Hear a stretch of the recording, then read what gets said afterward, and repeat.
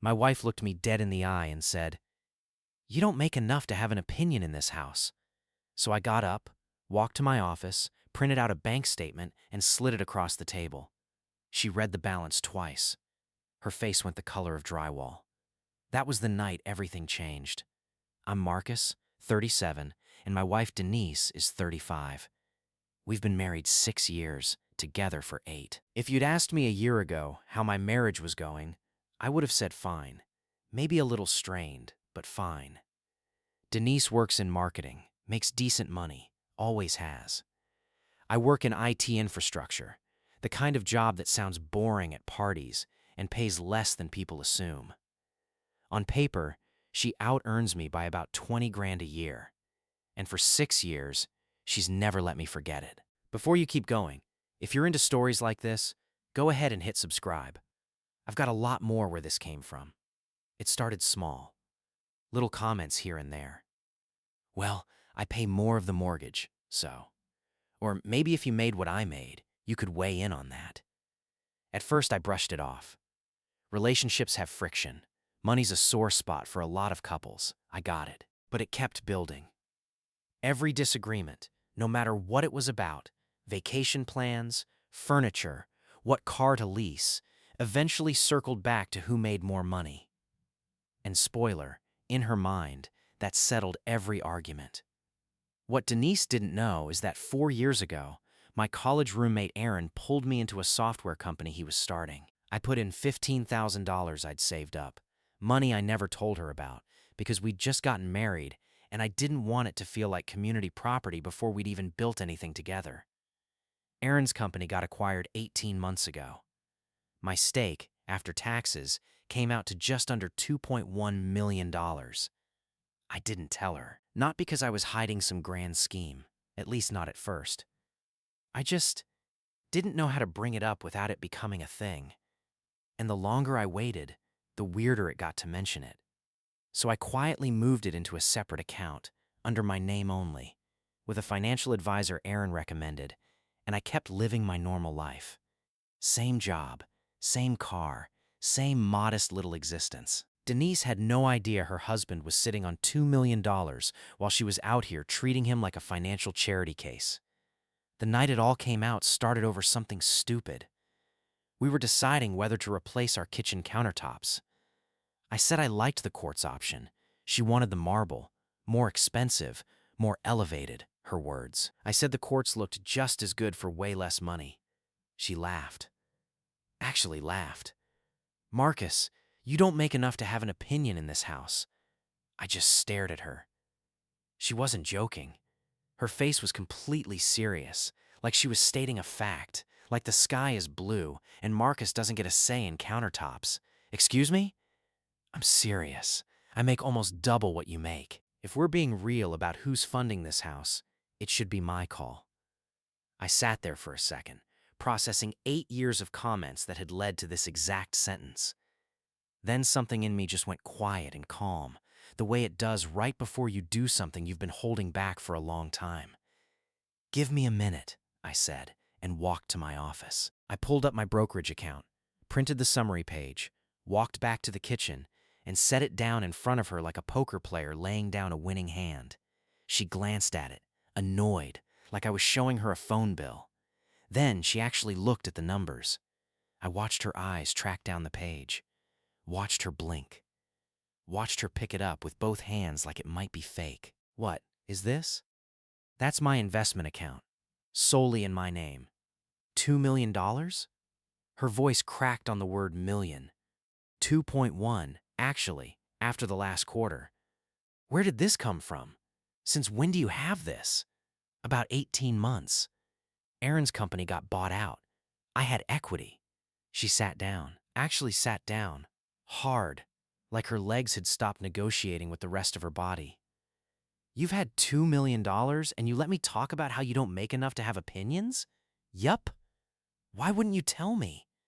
I leaned against the counter and looked at her, really looked at her, and said the thing I'd been chewing on for a year and a half, "Because I wanted to see who you really were when you thought I had nothing. And now I know."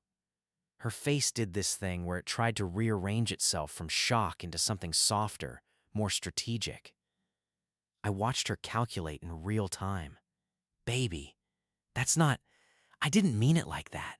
I don't actually think. You've said some version of that sentence probably 50 times in 6 years, Denise. I counted. Not exactly, but close enough. So what? You've been sitting on millions of dollars, letting me stress about bills, letting me feel guilty for buying nice things because I felt like I was carrying us? You weren't stressed about bills. You made good money. You were stressed about status. There's a difference. She started crying, the kind of crying that comes on fast and looks rehearsed even when it might not be. I can't believe you'd keep something like this from your wife. I can't believe my wife thinks my opinion in my own house is worth less than her paycheck. Funny how we both learned something tonight. She reached for the statement again like she needed to recheck the number wasn't a typo. What are we going to do with it? We could pay off the house. We could finally do the kitchen renovation right, the real one, not the budget version. And there it was. Less than 3 minutes after finding out, she was already spending it. There's no we with this money, Denise. This is mine. Separate property, earned before it existed in any joint capacity, kept in an account with only my name on it. My lawyer friend already walked me through this a while back, just in case. Your lawyer friend? You talked to a lawyer about this? About me? I talked to a lawyer about protecting an asset. That's just being responsible. You were planning this. This whole time, you were planning something. Her voice went sharp, the crying evaporating fast, replaced by something closer to fury. I wasn't planning anything until about 10 minutes ago, when my wife told me I don't make enough to have an opinion in my own home. Now I'm planning plenty. That night I slept in the guest room. Not because she asked me to, because I chose to. I lay there staring at the ceiling, thinking about every "you don't make enough" comment, every eye roll when I suggested something, every time she'd made a unilateral decision about our life and justified it with her paycheck. And I realized something. I didn't feel guilty about the money. I felt free.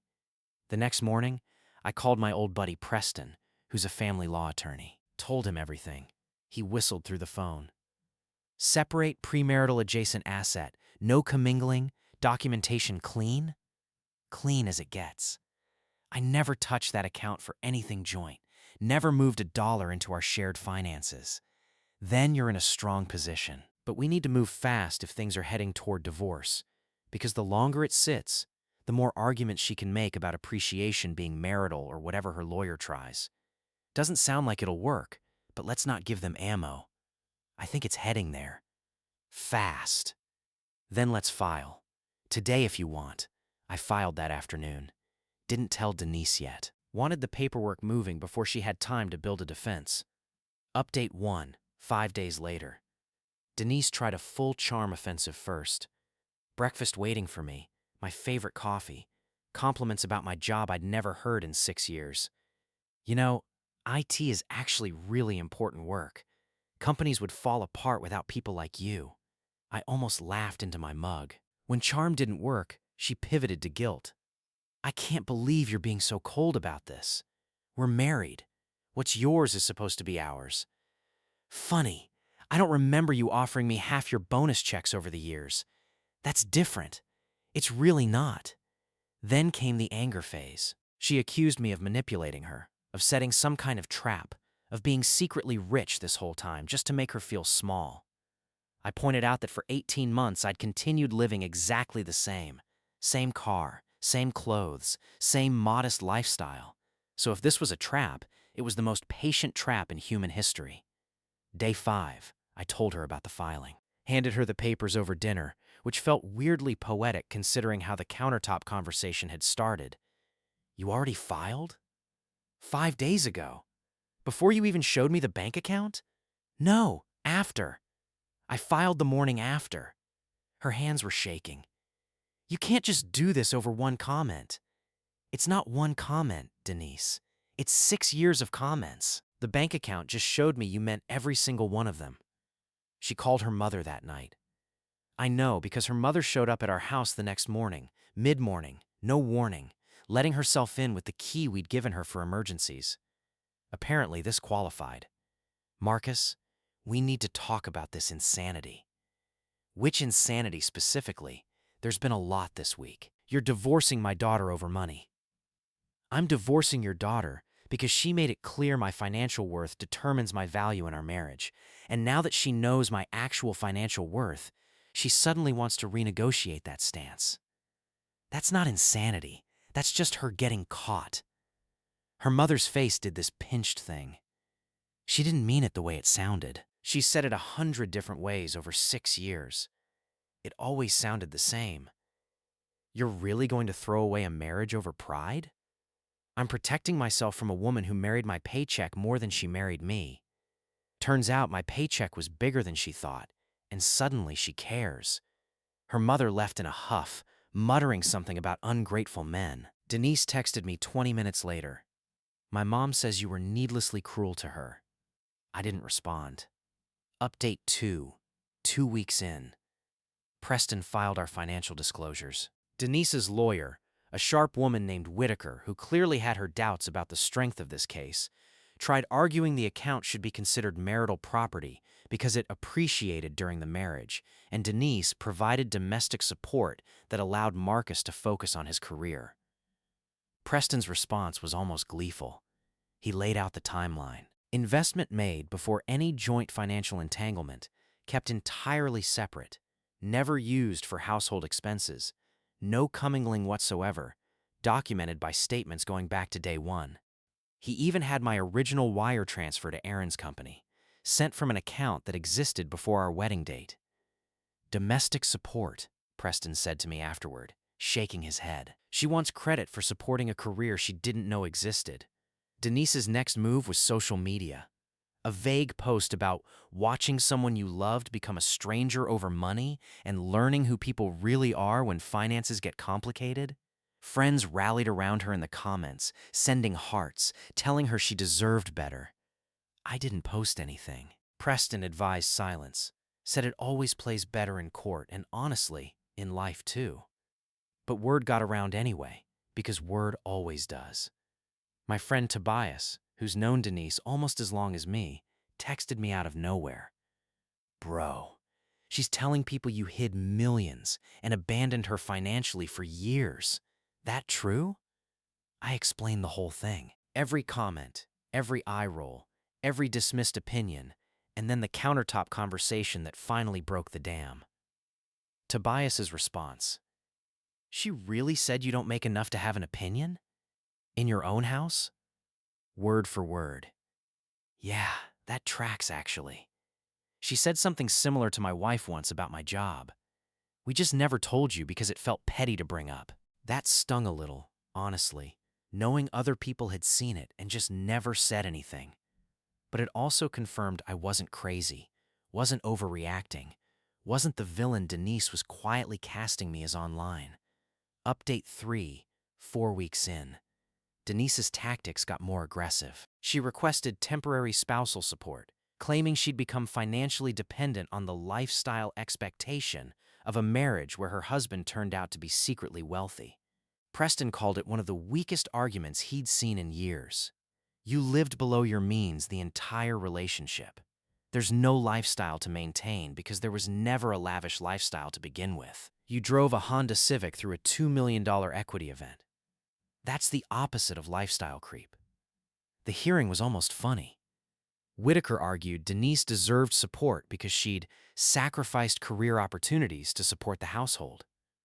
The judge, an older man who looked deeply unimpressed by the whole proceeding, asked for specifics. Whitaker fumbled. Denise had never once reduced her hours, never turned down a promotion, never paused her career for anything related to our household. If anything, her career had thrived the entire relationship while mine stayed quietly, invisibly explosive in the background. The judge denied the temporary support request outright, said the disclosed asset appeared, on its face, to be clearly separate property, and that any claim otherwise would need substantially more evidence than had been presented that day. Outside the courthouse, Denise caught up to me in the parking lot, Whitaker trailing a few steps behind, looking like she wanted to be anywhere else. "You're really going to let me walk away with nothing after 6 years? You're walking away with everything you came into the marriage with, plus half of everything we built together jointly, which, by the way, is still a decent amount. What you're not getting is a slice of the thing you spent 6 years telling me I wasn't good enough to earn in the first place. That's not fair. It's exactly fair. That's the part you're struggling with. She stood there for a second, arms crossed, looking for another angle. You know, everyone thinks you're being petty about this. Everyone who matters knows the truth. The rest can think whatever helps them sleep. Update 4, 6 weeks in. This is where it got genuinely wild. Turns out, while Denise was busy telling friends and family I'd financially betrayed her, she'd been quietly seeing someone from her office, a guy named Corbin who apparently made significantly more than either of us combined, some VP-level position at her company. Found out through a mutual friend who saw them at a restaurant 3 weeks before I even printed that bank statement. Suddenly, the countertop comment made a lot more sense. She wasn't just casually dismissive of my income. She'd already been comparing me to someone else's, someone bigger, someone she was quietly auditioning as an upgrade. The timing lined up almost perfectly. She'd probably been building her exit for months, testing the waters with a wealthier option, using my supposed financial inadequacy as her internal justification. I brought this up through Preston during discovery. Suddenly, her devoted, wronged wife narrative online got a lot harder to maintain, especially once a few of those old comments from her own social media resurfaced, the ones her friends had liked and cheered on where she'd subtly mocked men who can't keep up financially. Confronted her about Corbin directly, over text, because at that point I wasn't interested in another kitchen table scene. Me, Corbin. Since when? Denise, it's not what you think. Me, it rarely is with you. How long? Denise, we're just friends from work. It's complicated. Me, complicated the way hanging out at a hotel is complicated, or complicated the way he makes more than my husband, so maybe I made the wrong bet is complicated? No response for 2 hours. Then, you have no right to judge me. You hid $2 million. Me, I hid an account. You hid an entire relationship. Only one of those is actually a betrayal. Update 5, 2 months in. Denise's family made one more attempt at intervention, this time with her father, a quiet, reasonable-seeming man who called me directly instead of ambushing me at home. Marcus, I know things have gotten messy. I just want to understand your side. I laid it all out, calmly, no venom, just facts. 6 years of financial belittlement, the countertop comment, the reveal, the immediate pivot to wanting access to the money, and now the Corbin situation on top of it. Long pause on the line. She never mentioned the coworker. I figured. That changes things a bit, doesn't it? For me, it already had. Sounds like maybe for you too. He didn't defend her after that, just sighed and said he'd talk to her, that he was sorry it had gotten this messy, and that he hoped I'd land on my feet. Small mercy, but I appreciated it. The settlement negotiations moved faster after that. With the affair angle in the mix, even though we live in a no-fault state and it technically didn't change the legal math much, it absolutely changed the tone. Denise's confidence cratered. Whitaker started pushing her towards simply accepting the clean split rather than fighting a losing battle publicly and privately at the same time. Final terms. Joint assets split fairly down the middle, house sold, proceeds divided, no spousal support, and my investment account, all $2.1 million and growing, ruled entirely separate property, untouched. Preston framed the final papers like they were a piece of art. "Cleanest case I've had all year," he said. "Thank the countertops. Final update. It's been 3 months since the divorce was finalized. I moved into a place near downtown, nothing flashy, still driving the same Civic, because old habits and all that. Funny enough, the fact that I still live modestly despite the money seems to surprise people more than the money itself did. Guess that's the real tell of who actually cared about substance versus who cared about the number attached to me. Ran into Tobias for drinks last week. He asked if I felt any guilt about how things ended. Honestly, no. Not because I don't care what happened to 6 years of my life, but because I finally understand something I probably should have understood a lot sooner. Denise never disrespected my opinions because of the size of my paycheck. She disrespected them because somewhere along the way, she decided my worth was tied entirely to a number, and once she believed that number was small, everything about me got small in her eyes too. The money didn't create the problem. It just finally, undeniably, exposed it. Heard through the grapevine that things with Corbin fizzled out not long after the divorce went public. Funny how that works when the secretly poor husband narrative stops holding up and the secretly rich husband who left because I disrespected him for years version starts circulating instead. Apparently, that version isn't quite as flattering to share at dinner parties. As for me, I've started actually using some of that money the way I always quietly imagined I would, back before I stopped imagining anything out loud at all. Took a real vacation for the first time in years, somewhere I picked entirely because I wanted to go. No negotiation, no compromise, no one telling me my opinion didn't carry enough weight to matter. Started looking into a small side investment of my own, something Aaron and I have been kicking around. Because apparently I've got a decent eye for this stuff when I'm not spending all my energy defending my worth at the dinner table. People ask me sometimes if I regret keeping the account a secret for so long. I don't. Not really. If I'd told Denise the day the deal closed, I think a part of me always suspected I'd have gotten a very different reaction than the one I actually wanted, the one where money doesn't change how someone treats you because it was never about the money to begin with. Waiting didn't create a lie. It just gave the truth time to reveal itself on its own terms. The bank statement sitting on that kitchen table wasn't really the twist of the story. The twist was watching, in real time, exactly who my wife had been the entire marriage, stripped of every excuse she'd ever leaned on. Turns out you don't need a lie detector to find out who someone really is. Sometimes you just need one printed page and a question about kitchen countertops. If you made it this far, thanks for sticking with me through the whole thing. If you enjoyed it, do me a favor and hit that subscribe